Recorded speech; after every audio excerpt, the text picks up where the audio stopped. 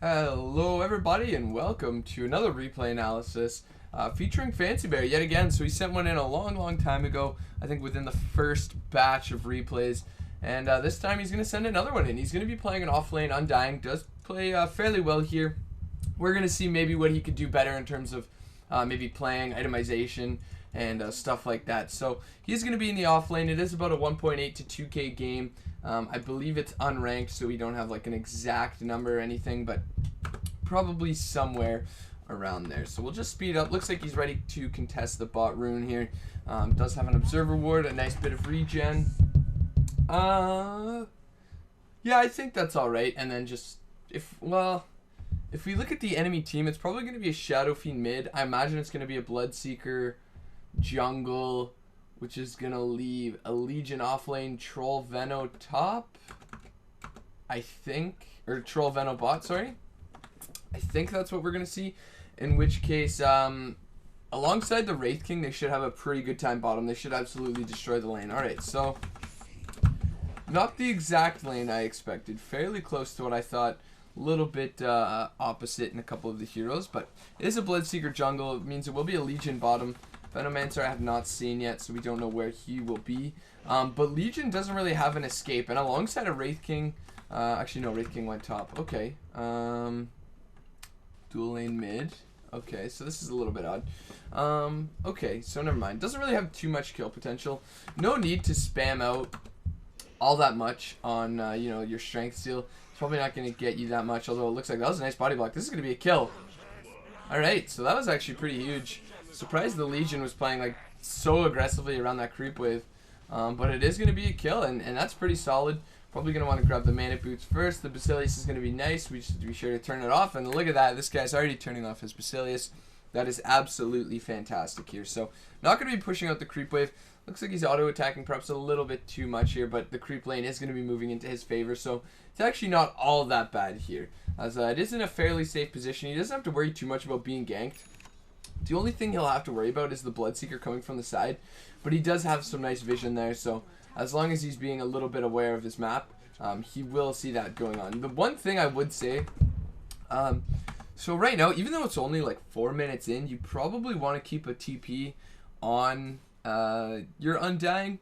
It's very important that you do as much as possible within the first 25 to 30 minutes, and I know that sounds like maybe a lot to do within such a short amount of time, but Undying starts to fall off incredibly fast, and that just means that, you know, 4 minutes in, if you can prevent a gank with a TP or maybe set up a gank, turn around on a few heroes, it's going to be very important, right? So keeping a TP on 3 levels into Tombstone is absolutely massive for like helping get ganks. The Spirit Breaker, this should turn into a kill. Spirit Breaker Undying is so difficult to deal with, but don't be too aggressive. Like right now, if I'm this Legion, I have a feeling something goes on. You're posturing incredibly aggressively up against the creep wave. Like, just play normal, right? It's a charge. You don't have to do too much. You just wait till it gets very close. She's probably not going to back up all too much.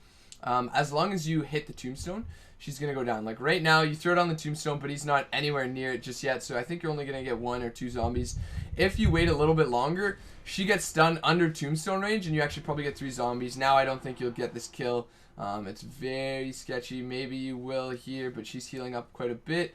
Looks like creep wave does come under tower. Bloodseeker's here now, though, and this is when it gets kind of sketchy. You do have a nice bit of regen, but is this guy going to be able to get healed? No, the bash! And unfortunately, you tank the tower there. If you're unaware, you can actually A-click on one of your creeps to reset the tower aggro.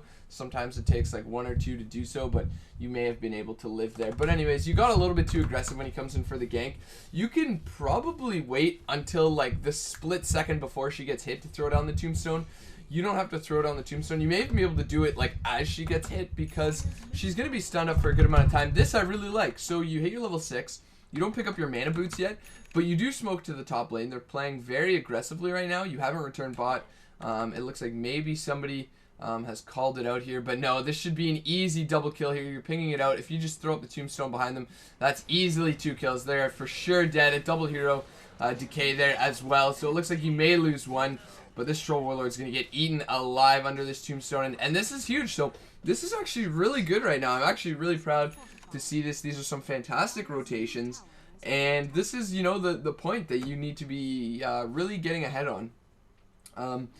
The one thing I would be a little bit more aggressive with is maybe mid lane, although it's very hard to set up. But if you can coordinate something with the Undying, saying, hey man, can we go towards this mid lane? Or not the Undying, sorry, you're Undying. If you can coordinate something with the Spirit Breaker and just say, hey, you charge in, you can rotate in, probably behind the tower over here. No, not directed cam. You can come up behind the tower right here. As long as the Spirit Breaker charges him and he's somewhere around here, maybe even up at the top of the steps isn't that bad. And you throw down a tombstone, he's probably going to go down. But that you're still doing well, so it's not all that bad. Looks like you are going to be going for the Vanguard first, which I don't mind. I think the Guardian Greaves is probably the better option here, though, for a couple of reasons. If you somehow manage to get caught in Bloodright, the silence kind of sucks, especially if you don't have Tombstone down. You're going to have to deal with that, which is going to be very unfortunate. As well as Guardian Greaves gives you a massive opportunity to fight, right? You do get a nice re-kill there. It looks like you might even get 2 here. The haste turn, oh my god, that was disgustingly close. So nice TP rotations, fantastic map awareness there, and this is looking good. This is looking like much better than you know, a 1.8 to 2K game. This is looking great. You're playing really well, and what was I saying there? Oh yeah, so there's a couple things that Guardian Greaves does. So on the way to building up your mech, it means you'll be able to fight very efficiently. You do already have the mana boots, so you don't have to worry too much about your mana pool. But you can fight a lot more on your terms. The Vanguard's great for you. It makes you tanky, but the rest of your team, it doesn't help so much, right? And especially when you're playing an Undying, you want to be looking at team fights. You want to be looking at how you can help your team in general. If you've got no points into decay, like right now your team doesn't have very much sustain, aside from maybe Kunkka hitting boat on multiple heroes, meaning the damage gets delayed, and the Wraith King lifesteal, which is always only going to be at level 1 around this time. So they're looking towards somebody like yourself to get a mechanism and to build into the Greaves. I think Greaves is pretty solid on Undying for a couple of reasons. If we take a look at mechanism, it's a 65-second cooldown. If we go down to Greaves, it's 45 seconds. So that means you can fight way more constantly, and you won't have to worry too much about the physical damage either, because it does give you some nice armor. Restores a nice bit of health. It gives you 15 aura armor boost if they're, you know, quite low, and it will help because the majority of their damage is physical, aside from the Venomancer, who's got a little bit of magic damage, which may be a pipe after the Guardian Greaves would be helpful with, and that's something to keep in mind, right? So it looks like he's gonna get probably killed under tower unless he 8-clicks creeps anytime. He does have a Morbid Mask. You don't have, unfortunately, Soul Rip. I think only 1 point into decay, in my opinion, is actually necessary. Maybe 2, because the second point does increase the damage by quite a bit. But if we look at it, it steals the same amount of strength at each level. So the damage is quite nice, but the Soul Rip does give you another option to maybe keep somebody alive or nuke somebody down if there's a lot of units around, which obviously when there's a Tombstone there will be a lot of units. I would probably look to lay the Tombstone down right now because this guy's running right past you here, and looks like the Bloodseeker, you should have range for that. Should be able to get the kill here. We're watching in slow-mo, so a little bit slow reactions. Maybe he's going to live. Looks like, yeah, there you go. You're going to get the kill. Again, you've got the Tombstone, so, like, no reason to run, right? Your creep wave's close enough under tower there. It looks like now you're kind of caught out in an odd position. But earlier on, you definitely could have thrown down a Tombstone. Something to keep in mind. So, again, as of right now, I'm happy with your movements and everything. I'm not all that happy with the itemization in terms of the Vanguard. Orb of Venom, quite nice, giving you a little bit more move speed slow if you can catch any of these heroes out here. Looks like you may go down there. Alright, so maybe let's take a look at how that came to be and potentially what could have helped you stay alive here. So, immediately when a Bloodright's thrown down, okay, so you get Ruptured. It's more worth it to run out of the Bloodright than to stick in it, which you do, I think. Okay, that's the Rubik's stolen Bloodright. Alright, so that makes a little bit more sense. You had Soul Rip here. Didn't get it off, unfortunately. The Rubik probably should have waited to steal something. It looks like he should be able to get a kill here. But he could have waited to steal Requiem. Probably gotten a kill there. And yeah, that would have been quite nice. But you know, just something to keep in mind. Imagine if you would have had maybe 1 or 2 points into Decay, another 2 points into Soul Rip, and you get off the Soul Rip. You get a massive heal or a nuke, so at least you're trading a 1-for-1. You get off a massive heal or a massive nuke. If it's the heal, you probably stay alive because there was illusions, there was zombies, there was 3 heroes, including like the 2 enemy, including your Rubik. So that's a lot of units, right? And that's why Soul Rip is actually a really good ability, and a lot of people really don't think it's that great. Looks like you guys are trading a tier 1 for a lot of tier 2 damage right now, which isn't that bad. You do Soul Rip. Alright, alright. I throw down Tombstone. This is fantastic. I don't know why they're fighting you guys. Looks like you're going to get some nice HP here from some dead units. And you're doing well. Alright, so not that bad. You pressure out the tower. And, you know, they pressure out your top tower as well, though, which isn't the greatest here. As you're going to be running all the way home, finishing up the Crimson Guard. Okay, so the Crimson Guard isn't that bad. It's going to block a lot of the damage. It's going to help maybe against Venom Wards. Troll Warlord does like a little bit of damage very quickly, so it'll be a nice block up against him. Bloodseeker does hit fairly hard, so it won't help too much against him or the Shadow Fiend. The Legion, perhaps it'll help for a little bit. I see where you're going because it is a lot of physical damage. However, I think a heal is always worth more than, you know, just preventative damage, right? Because the heal is always going to help you turn around, whereas preventing damage won't do all that much. It looks like you didn't even use the Crimson Guard here. Imagine if you had the mechanism and you could have thrown it down. Maybe you saved the life of one of those heroes, maybe not, but at the very least, it's a lot closer to saving them. As looks like you guys are pressuring bottom. I think you should look to take as many tier 1s right now as possible. I would lay down Tombstone, maybe if they run in on you, which it looks like they won't. You don't have to TP up by any means. I think you could probably lay down Tombstone there and take the fight, in all honesty. You had the charge in, it was like a 4v4, I think. And they can't fight under Tombstone because now they've got nothing to deal with you. You're not silenced, and yeah, I'm pretty sure if you're in this fight tanking the damage and your heroes are Crimson Guarded, you easily win it. Your Rubik gets a nice steal there. Looks like there's no ult, unfortunately, on that Wraith King. But yeah, you definitely should have stayed in that fight. As you can see now, obviously hindsight is 20/20. You're probably realizing that you should have stayed there. And looks like the Kunkka going to die. Perhaps there's a regen rune. Not going to heal him up. Not going to work, unfortunately. It doesn't work like that. Do need some units around.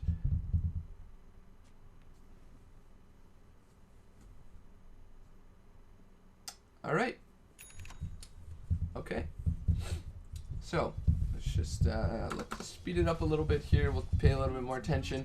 Instead of kind of pounding at the bot tower, I'd look for these tier 1s, getting rid of them. They're a lot weaker, a lot more plausible to kill. You smoked early on, and then you kind of stopped, right? And there's no reason to. You guys have control of their jungle, essentially. If you're smoking up around the jungle, you probably get the kill. If you guys die again bot, it's... That was a bad fight. If we can take a look at that, we will certainly do so. Mjolnir now on that Bloodseeker, which is very scary. Alright, so let's take a look at this fight. Kunkka X's somebody, gets blinked on. Not really much you could do. You should go for the heal onto the Kunkka. Unfortunately, you aren't able to get it. You haven't used the Crimson Guard yet, which is very important. You didn't actually even use it until the very end of the fight. So maybe keeping an eye on something like that. Troll Warlord kind of close to dying, not really. But imagine again if you had the mechanism there, you probably do a lot more work for your team. Probably Mech Pipe was the best way to build this game. Or Guardian Greaves into Pipe was probably the best way to build into this game. I really think they have no way to fight you if you've got a mech, and then later on you've got a Guardian's Greaves, and then even after that you've got a Pipe. And looks like, so even though you guys have failed so many times bot lane, you keep going down here.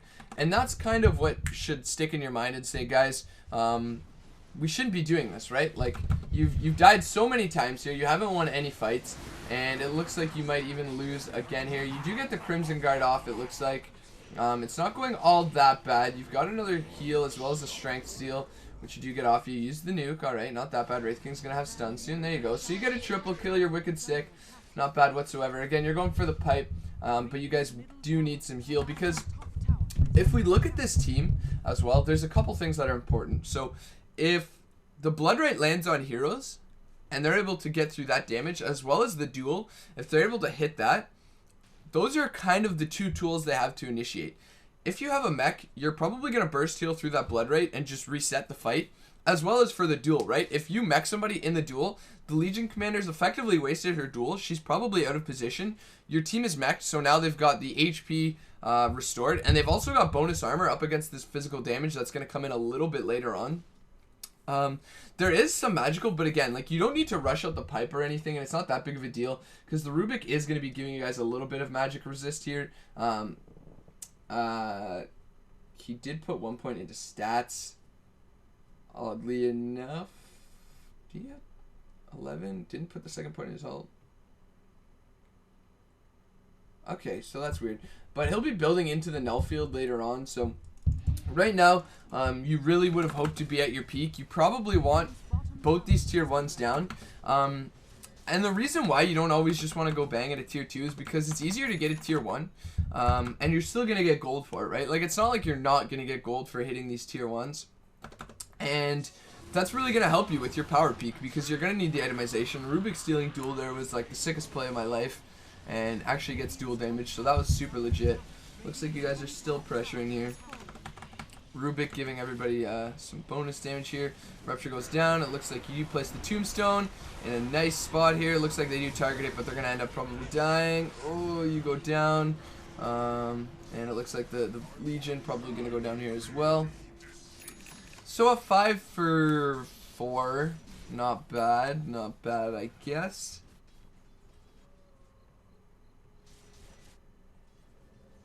Wraith King gets an Aghanim Scepter. Not bad. I guess you guys are going to be able to fight a lot more.